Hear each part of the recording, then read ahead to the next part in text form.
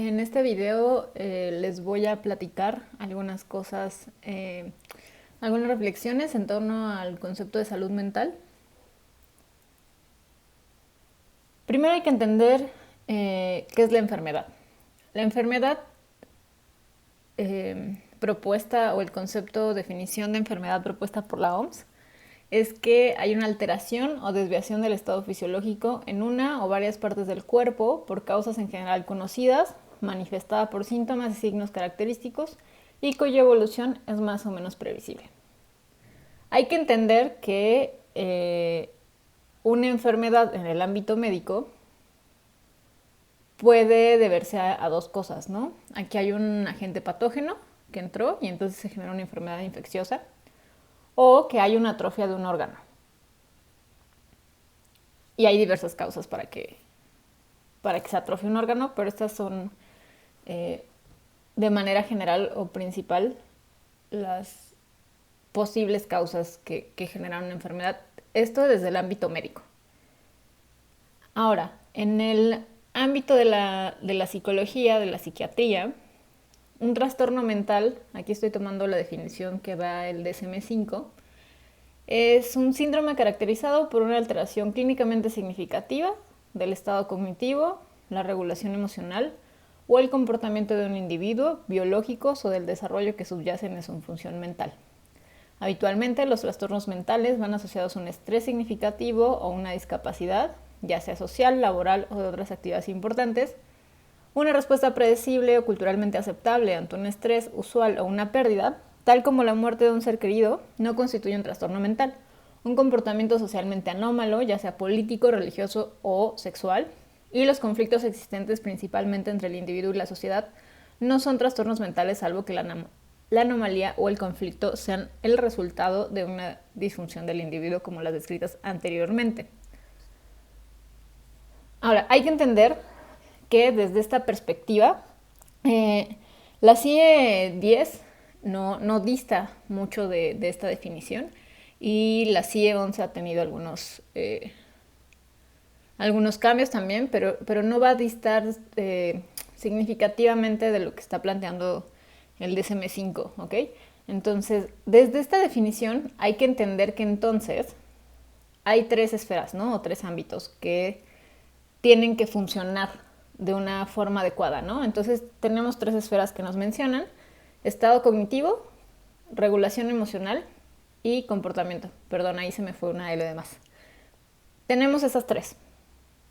Y entonces, para decir que hay un trastorno mental, necesitamos decir que en alguna de esas tres esferas hay una alteración clínicamente significativa. Ahora, para la mayoría de las enfermedades o los trastornos mentales, por no decir enfermedades, que están en estos manuales de clasificación, no están regidas bajo esta clasificación de enfermedad, ¿no? No en todas, o sea, no hay un agente patógeno, no hay un bicho, un virus, que te genere obsesividad, ¿no? No hay una atrofia visible, o no se han encontrado alteraciones visibles también, por ejemplo, para la obsesividad, ¿no? Hay algunas pocas y muy contadas, como la esquizofrenia, que sí se sabe que hay cuestiones genéticas, que eso tendría que ver justamente con esta clasificación de enfermedad que hace el ámbito médico. Y entonces hay que entender que, bueno, en esta situación, entonces, esos trastornos o esas enfermedades físicas tendrían que ser atendidas por un médico y, bueno, tendrían que ser atendidas por un psicólogo, a lo mejor en un diseño de trabajo multidisciplinar.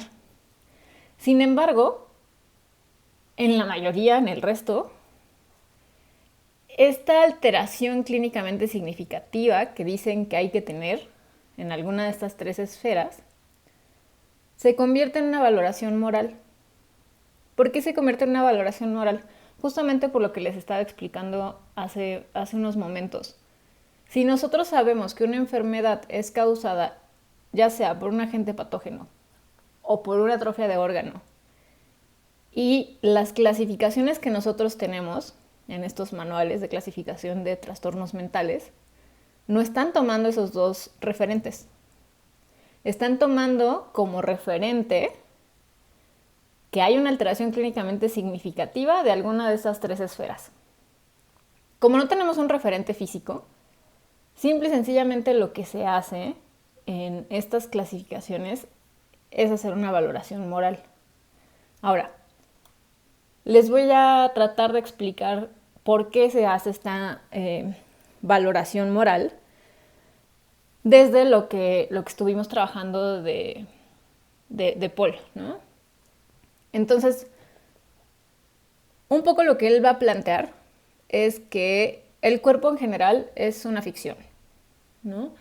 Y que en realidad las verdades que nosotros entendemos como tales son verdades en realidad filosóficas y políticas que van a ser resultado de una violencia impuesta por un sistema que va a excluir o que va a pensar al sujeto de cierta forma o de otra, ¿no?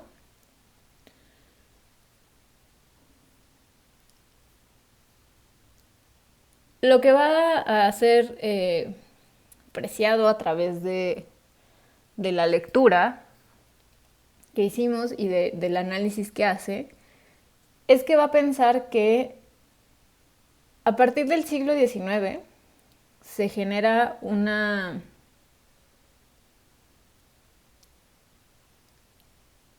visión del Estado que piensa el cuerpo como un cuerpo que se reproduce.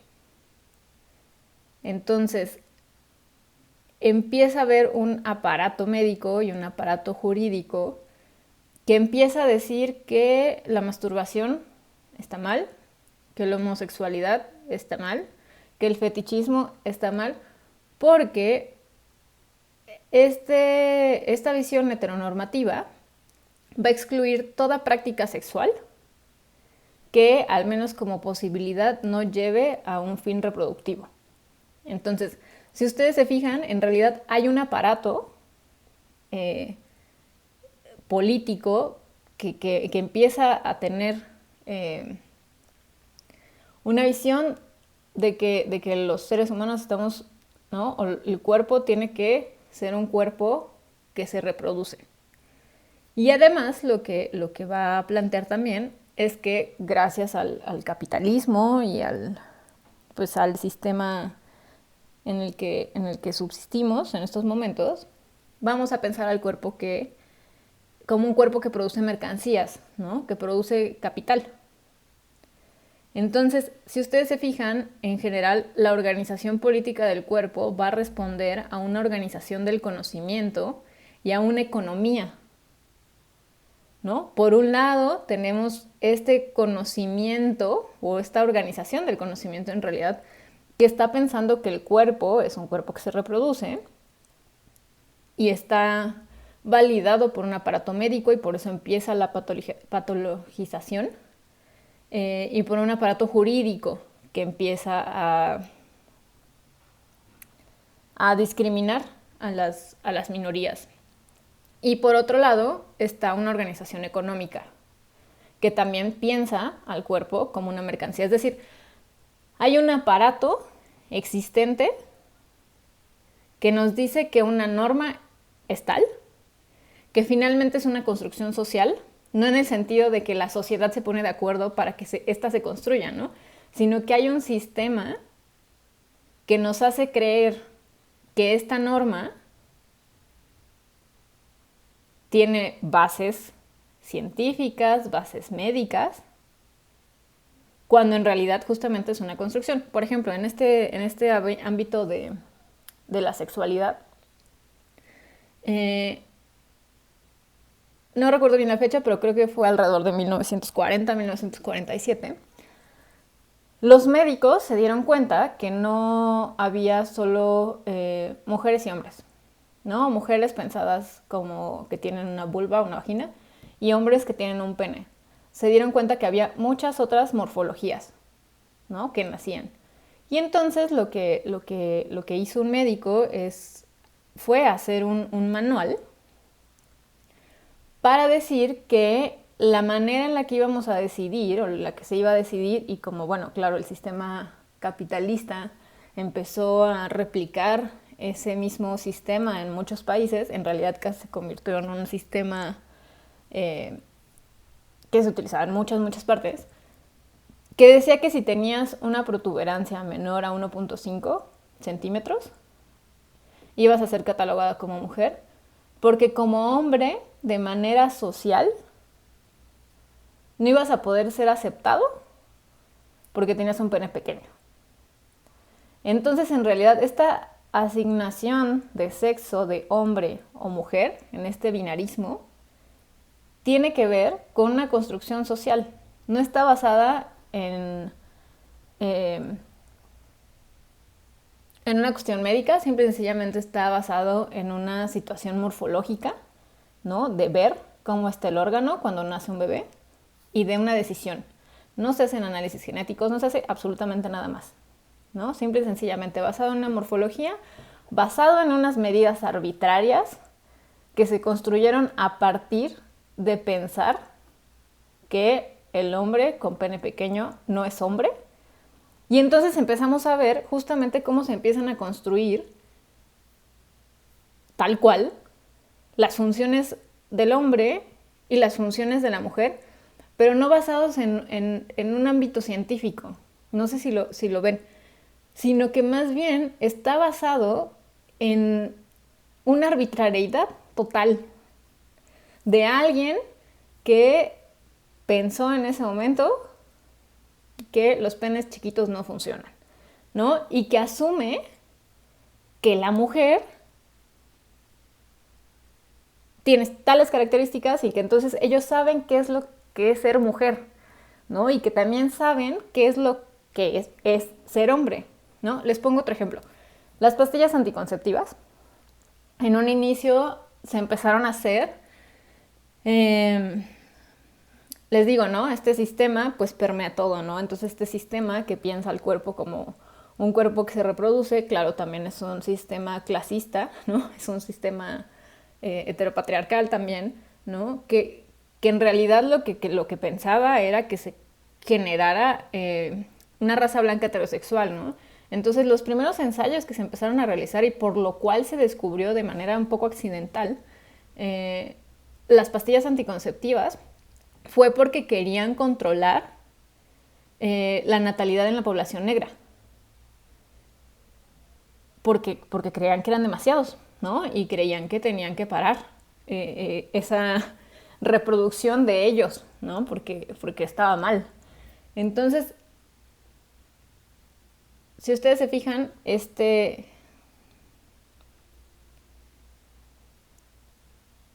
bueno, de ahí lo que pasó fue que se dieron cuenta que podía también controlar, ¿no? A las mujeres para que dejaran de reproducirse. Y en algún momento se dieron cuenta que el administrar las hormonas hacía que en realidad dejaras de menstruar, ¿no? Porque no hay un óvulo que se desprende y entonces no hay un endometrio y entonces no se desprende el endometrio con el óvulo, etcétera, ¿no?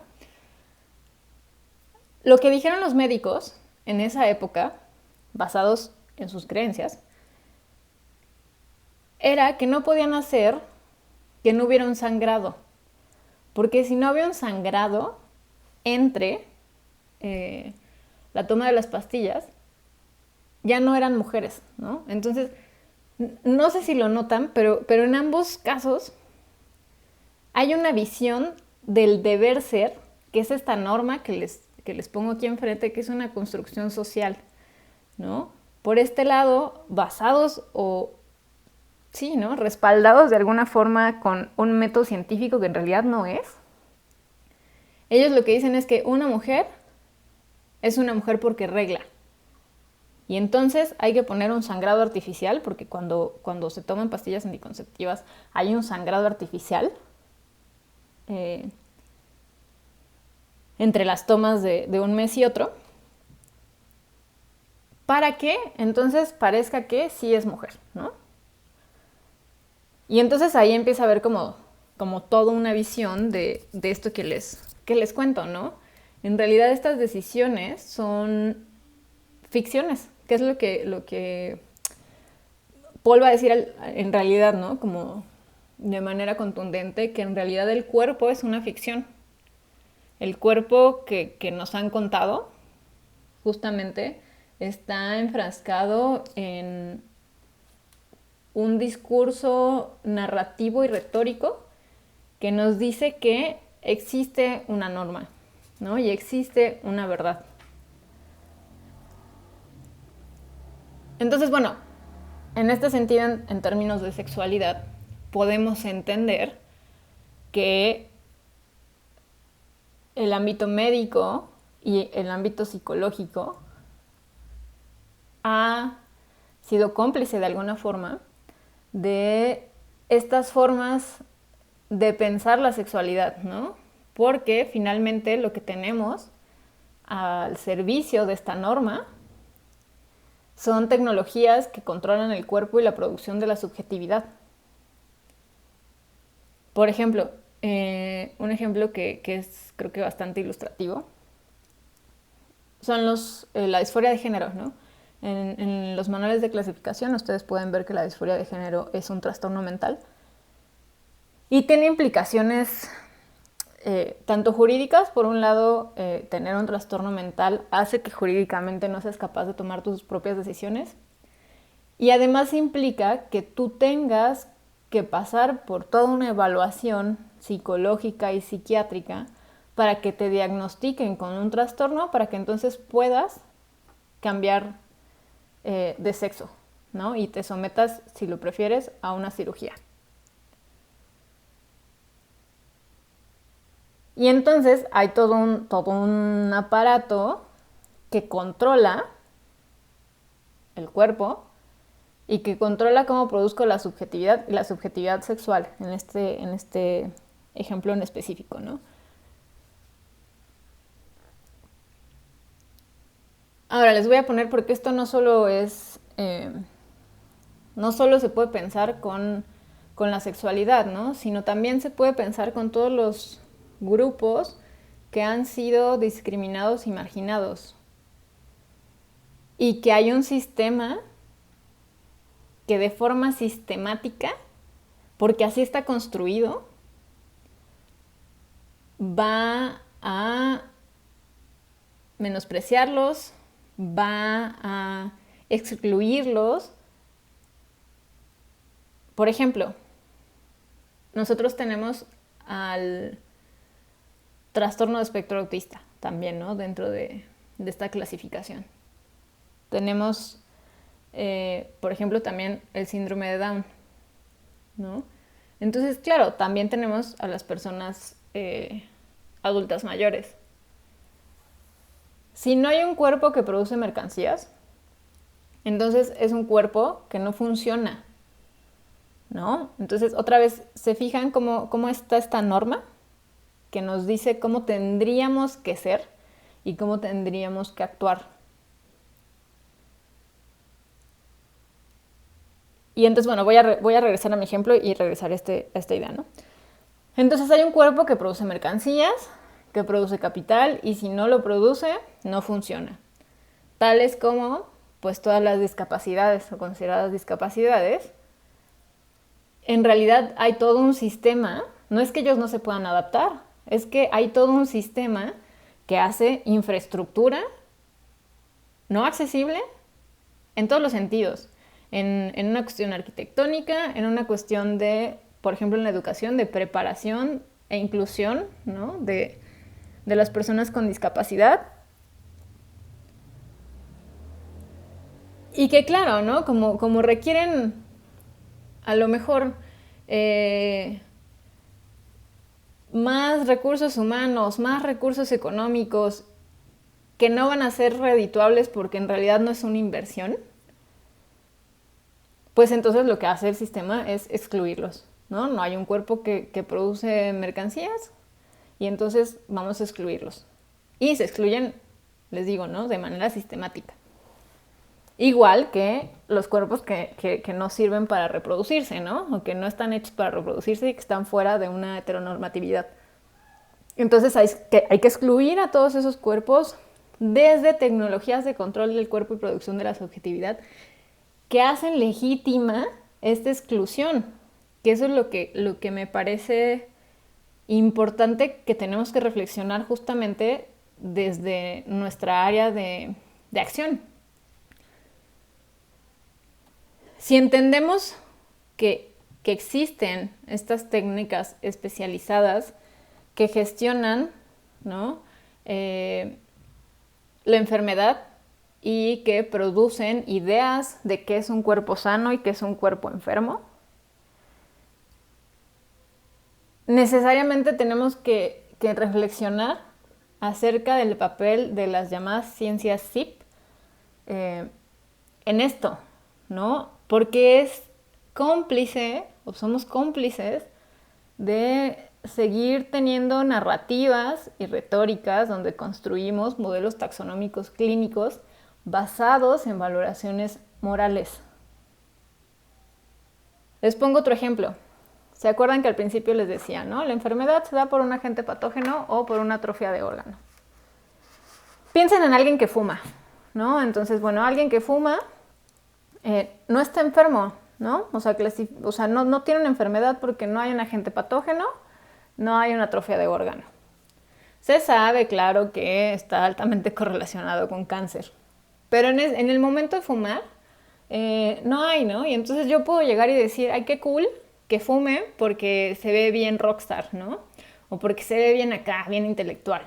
O puede haber otra persona que llegue y diga, fumar es malísimo, qué asco, porque fumas, bla, bla, bla, ¿no? Entonces, esas son valoraciones morales. Hay una enfermedad cuando hay cáncer, ¿no? Y entonces hay una atrofia de un órgano.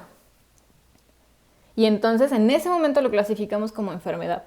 Sin embargo, cuando estamos en el ámbito de los trastornos mentales, lo que hacemos es hacer una valoración moral de la conducta pensando que hay un deber ser de la conducta, ¿no? O de la regulación emocional pensando que hay una regulación emocional adecuada, o de la cognición pensando que hay formas cognitivas funcionales que tienen que ser así y que si no, aparece el trastorno. Entonces, ese trastorno, lo que les repito y lo que les digo es que no está basado en ciencia, no está basado en esta cuestión de enfermedad en realidad, ¿no? Está basado en valoraciones morales que van haciendo las personas, las técnicas, más bien las personas especializadas en estas técnicas, ¿no? Que gestionan la enfermedad y necesariamente ahí estamos involucrados porque estos modelos taxonómicos clínicos que nosotros generamos o que nosotros tenemos en los manuales de clasificación de trastornos mentales, llámese el DSM-5 o la CIE-10 o la CIE-11, que está en camino de salir completamente, afecta directamente a la psicología y al ejercicio que nosotros vamos a realizar desde una perspectiva crítica a todo esto. Por eso les decía que el concepto de salud mental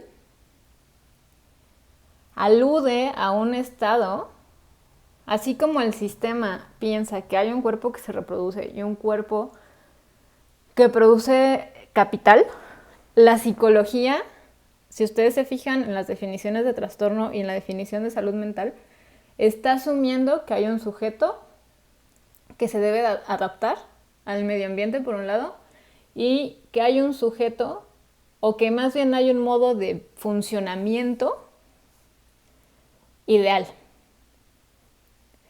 Y les repito, ese funcionamiento ideal está basado en una ficción, ¿no? En una verdad que ha sido impuesta desde una situación que resulta más política, ¿no? Más bien que es política más que otra cosa.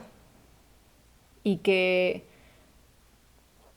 eso claramente lo podemos ver, por eso les ponía el ejemplo de la sexualidad, porque lo podemos ver claramente en la sexualidad, en en estos aparatos, en estos sistemas que fueron diciendo la homosexualidad es un trastorno, es una enfermedad, ahora con la disforia de género, ¿no? Y no sé si se dan cuenta del problema que esto implica, pero entender que si alguien se quiere hacer tantas cirugías plásticas, liposucción, relleno de implantes, senos, la bichectomía, cualquier cosa, cirugías de nariz, o sea, pensar que esas cosas no tienen que estar supervisadas por un psiquiatra y un psicólogo, porque eso es normal, ¿no? Porque es normal querer parecer a un ideal de mujer o de hombre que tenemos construido, ¿no? Que esas son cosas que nosotros construimos como alguien que consideramos guapo, ¿no? O guapa.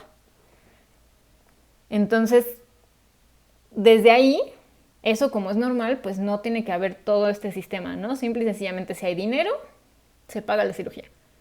Sin embargo, cuando alguien se quiere cambiar de sexo, sí existe toda esta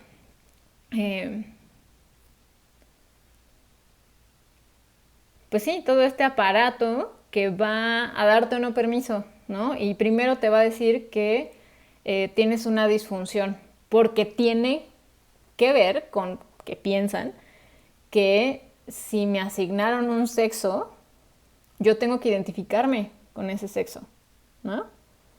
Y entonces, si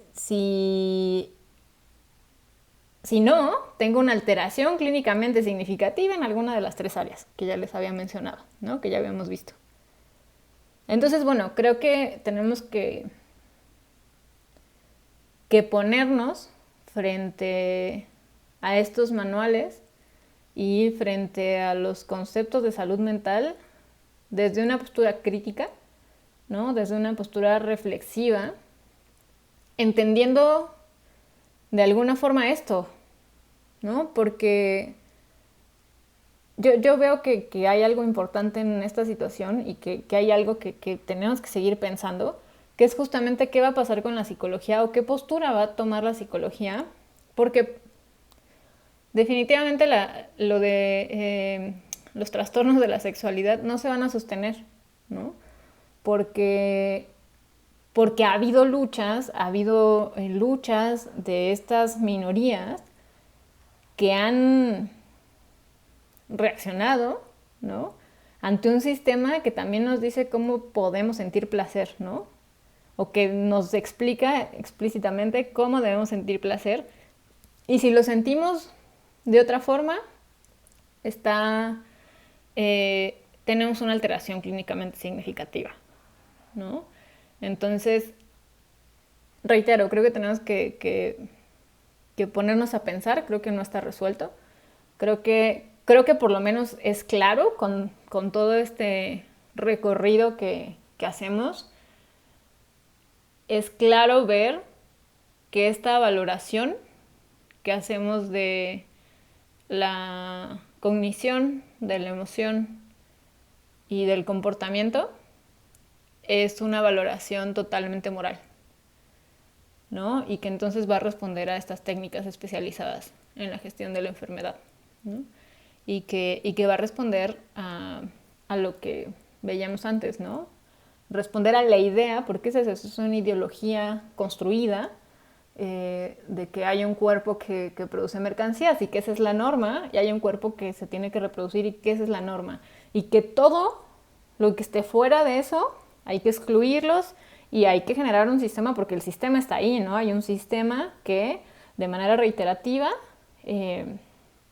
los excluye de manera sistemática. Entonces, bueno, creo que tenemos mucho que reflexionar en el ámbito psicológico. Tenemos que reflexionar qué papel estamos teniendo y qué posicionamiento vamos a tener ante todas estas situaciones que están ahí y que creo que no podemos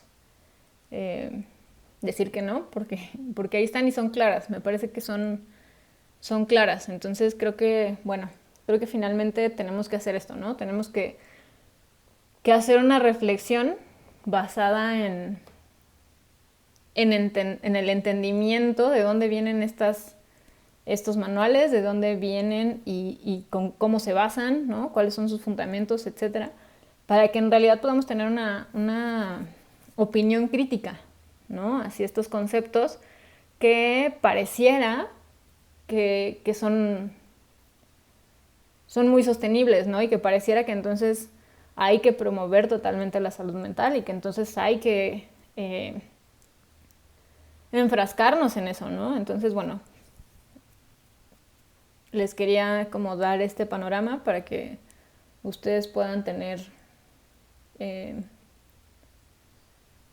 pues una visión crítica, ¿no? Finalmente de todo esto. Así que bueno, pues espero que les haya servido y nos vemos en la próxima.